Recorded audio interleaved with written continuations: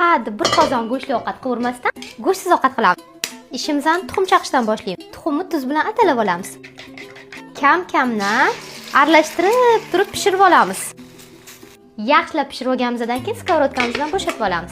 Ko'proq yog'da sayini qovuramiz, shirinroq chiqadi. Ovqat qilayotganingizda baland olovda jizillatib qovursangiz, ovqatingiz shiraliroq chiqadi.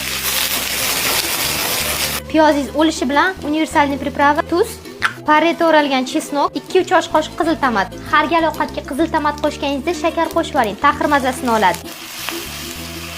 Qancha ko'p pomidor bo'lsa, shuncha shiraliroq. Seli chiqishi bilan svetofor bolgarskiy qo'shib, bor yo'g'i 2 minutgina qovuramiz.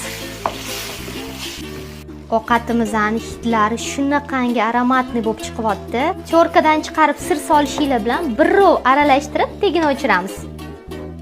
Bu ovqatimiz tuxumsayga o'xshab ketadi. Haqiqiy tuxumsayga imbir ham qo'shiladi, ziravorlar sal boshqacharoq bo'ladi. Sayimiz ustiga qovurilgan tuxumlarimizni solib, ustidan ko'k piyozli sepib iste'mol qilamiz. Hozir o'zida ishtahangiz ochilib ketgan bo'lsa, yurechani bosib yaqinlaringizga jo'natib qo'ying. Mazasiga gap bo'lish mumkin emas.